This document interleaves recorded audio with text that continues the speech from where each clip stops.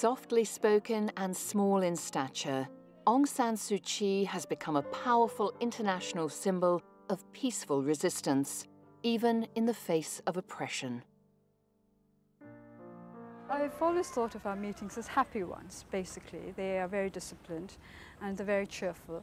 And I think they come because for them it's a taste of democracy. At least they can put their questions to me freely, the sort of questions they've been wanting to ask for a long time, but they have never dared to ask, or the kind of comments that they would like to have made a long time ago but have not been able to make. Ms. Suu Kyi represents the best hope that one day there will be peace for the people of Burma and that there will be an end to the country's military repression. As a pro-democracy campaigner and leader of the opposition National League for Democracy Party, NLD, Aung San Suu Kyi has spent more than a decade in some form of detention under Burma's military regime. Ms. Suu Kyi's popularity with the Burmese people relates to the fact that she is the daughter of the country's independence hero, General Aung San. He was assassinated in July 1947, just 6 months before independence. Aung San Suu Kyi's wish has always been democracy for the people of Burma.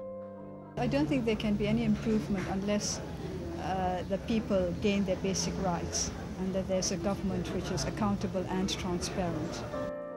After studying philosophy, politics and economics at Oxford University in the UK and working in Japan and Bhutan, Aung San Suu Kyi arrived back in Rangoon in 1988 to look after her ill mother. Thousands of students, office workers and monks took to the streets demanding democratic reform. Ms. Suu Kyi was soon propelled into leading the revolt against the then dictator General Ne Win. She organized rallies and traveled around the country, calling for peaceful democratic reform and free elections.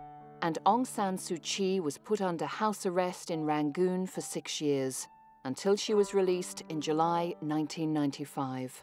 We've been living with government pressure and with the government persecution for a long time. And we've got inured to it, and in any case we have made it quite clear that even if they did register the NLD, we would continue with our work. Perhaps we will be arrested, that's always a possibility, we've always accepted that, but that is not going to make us give up. Aung San Suu Kyi was again put under house arrest in 2000 after trying to travel to the city of Mandalay in direct defiance of travel restrictions. She was released unconditionally in 2002. But just 12 months later, she was back behind bars after a clash between her supporters and a government-backed group. 2007 brought widespread protests in Burma over fuel prices, followed by anti-government demonstrations by Buddhist monks, which were violently ended by the government. Ms. Suu Kyi met some of the monks outside her home. It was her first public appearance since 2003.